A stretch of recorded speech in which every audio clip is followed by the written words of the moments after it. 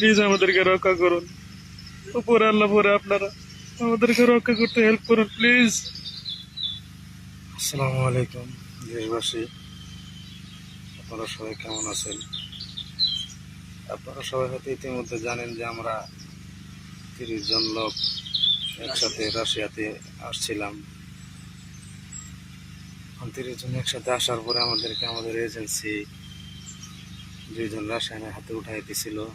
তারা আমাদেরকে কোনো আসার পরে কোনো ধরনের মোবাইলের মাধ্যমে কোনো হেল্প করে নাই, কোনো নেট দেয় নাই, ফোন নিয়ে নিছিল। আমাদের কাছে কোনো নেট ছিল না। আমাদেরকে আলতু ফালতু বোঝায় বলছিল যে আমাদেরকে ড্রোন কোম্পানিতে কাজ দেবে, কনস্ট্রাকশন সাইটে কাজ দেবে।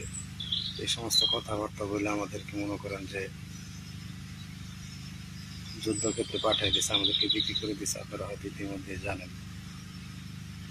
এবং ওইখান থেকে আসার পরে আমাদের একটা ক্যাম্পে নিয়ে আসা হয় 30 জনকে। ওইখান থেকে 14 জনকে এক ক্যাম্পে পাঠানো হয়, আর আমাদের 16 জনকে আরেক ক্যাম্পে পাঠানো হয়। এখানে নিয়ে আসার পর আমাদেরকে 3 থেকে 4 দিন ট্রেনিং করানোর পর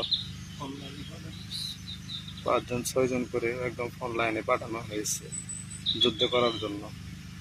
সেই ফোন লাইনটা হচ্ছে লেসাবুল জঙ্গল। হ্যাঁ, সেখানে মাটির নিচে গ্রেনেড থাকে, মাইন পোতা থাকে, উপরে ড্রোন থাকে, আর আমাদেরকে ড্রোন দিয়ে কন্ট্রোল করা হয়। মাছের টুক হিসেবে আমাদেরকে ইউজ করা হয়। আমাদেরকে ডাইনে যেতে বললে ডাইনে যেতে হয়, বামে যাইতে বললে বামে যাইতে হয়। এইভাবে আমাদের এখান থেকে 12 জন মানুষ মারা গেছে। এই 12 জনের ভিতরে 12 জন মানুষ মারা গেছে পরিপূর্ণ বলতে পারবো না, আপনারা হয়তো জানেন। হ্যাঁ, আমরা 4 জন এখন জীবিত আছি। আমরা 4 জনই আহত। এই যে মাইনুদ্দিন ভাই আমার সাথে, ওনার বাড়ি চাঁদপুরে, মাথায় ড্রোন হামলায় আহত হয়েছে। আমি বাম হাতে আহত হয়েছি। এখন আপনাদের কাছে, দেশবাসীর কাছে একটাই অনুরোধ, দেশের সরকারের কাছে অনুরোধ, আমাদেরকে বাঁচান, আমাদেরকে রক্ষা করুন, হেল্প করুন। আগে আল্লাহ, পরে আপনারা। আমাদের 4 জনের 2 জন এখন হাসপাতালে। আমাদের 4 জনের ভিতরে 2 জন এখন অন্য একটা হসপিটালে আছে, আর আমাদেরকে একদম ক্যাম্পে রাখা হয়েছে। যে কোনো সময় আমাদেরকে এখান থেকে ফোন লাইনে পাঠিয়ে দিতে পারে। কখন পাঠে সেটা আমরা জানি না, আল্লাহ ভরসা, আল্লাহ ভালো জানে। আর আমরা তো ভাষাও বুঝি না, কোনো কিছু বুঝি না, বুঝাইয়া বলতেও পারি না। আমাদেরকে যখন যা বলে তাই করতে হয়। আর আমাদেরকে অনেক নির্যাতন করছে। ফোন লাইন থেকে যখন আমরা হতে হয়ে ফেরত আসছি, তখন আমাদেরকে ওই অবস্থায় আবার যাইতে বলে ফোন লাইনের যুদ্ধের জন্য। এখন আমরা যাই না, এই বিধায় আমাদের মারধর করছে, মাটির নিচে ভাঙ্গার আটকায় রাখছে 5 থেকে 6 দিন। খাইতে দেয় নাই, পানি পর্যন্ত খাইতে দেয় নাই, কোনো কিছু দেয় নাই। প্রতিদিন এসে এসে মারধর করছে।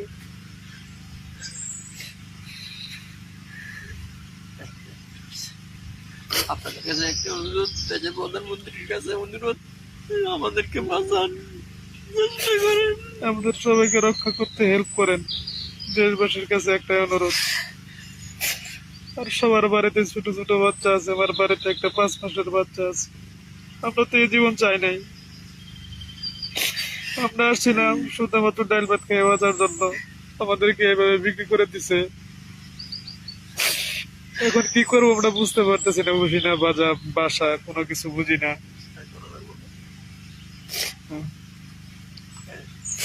আমাদেরকে রক্ষা করুন প্লিজ, আমাদেরকে রক্ষা করতে হেল্প করুন। আপনাদের কাছে একটাই অনুরোধ, সকল স্তরের জনগণের কাছে একটাই অনুরোধ, আপনারা আমাদেরকে রক্ষা করতে হেল্প করুন। আমরা চাই দেশে যাই মরতে, আমরা মুসলিম। আমরা চাই আমাদের মৃত্যুর পর যেন জানাজা হয়। এইভাবে শিয়াল কুকুরের মতো আমরা মরতে চাই না। প্লিজ আমাদেরকে রক্ষা করতে হেল্প করুন।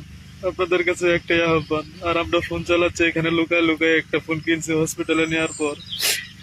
তারা এখানে জানে না যে আমাদের কাছে ফোন আছে, লুকায় লুকায় ব্যবহার করতেছি। আমরা দেশের থেকে যে মোবাইল গুলো আনছি, তারা সে মোবাইল গুলো নিয়ে নিছে। এখন পরে আল্লাহ, আল্লাহর পরে মানুষ। আমরা তো মাত্র চেষ্টা করতে পারি। সকল স্তরের মানুষের কাছে আমাদের অনুরোধ, স্টুডেন্ট মানুষ, যত ধরনের মানুষ আছে, সবাই আমাদেরকে রক্ষা করতে হেল্প করুন প্লিজ, হেল্প করুন প্লিজ। আপনাদের কাছে আকুল আবেদন।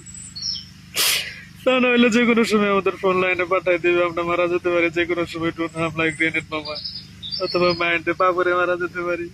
এইভাবে মৃত্যু চাই না আমরা। আমরা চাই আমাদের মৃত্যুর পর আমাদের জানাজা হোক, আমাদের ফ্যামিলির কাছে মরতে চাই আমরা। প্লিজ হেল্প করুন, হেল্প করুন, আমাদের বাঁচাতে সাহায্য করুন প্লিজ। প্রধানমন্ত্রীর কাছে একটা এগুলো আবেদন, আমাদের বাঁচানোর জন্য আপনি হেল্প করুন, প্লিজ হেল্প করুন। আপনি চাইলে সম্ভব, আমরা যতদূর জানি। আর 14 জনের কি অবস্থা সেটা তো আমরা জানি না এখন পর্যন্ত। আমাদের 16 জনের ভিতরে 4 জন মাত্র জীবিত আছে এখন, তাও সবাই আহত। কখন না কখন আবার পাঠাই দিবে সেটা আমরা বলতে পারি না। আর আমার বাড়ি হচ্ছে জামালপুর যারা 2 নং শরীফপুর ইউনিয়ন গোদাসিমলা গ্রামে। আমার বাড়ি চাঁদপুর জেলা ফরিদগঞ্জ থানা সুলনগর উপসা দক্ষিণ ইউনিয়ন পশ্চিম কাউনিয়া মসজিদ বাড়ি। আর বেশি কিছু বলতে পারবো না, যে কোনো সময় লোকজন চলে আসবে। প্লিজ আমাদেরকে রক্ষা করুন, উপরে আল্লাহ পরে আপনারা আমাদেরকে রক্ষা করতে হেল্প করুন প্লিজ। আমরা এভাবে মরতে চাই না। আল্লাহ হাফেজ।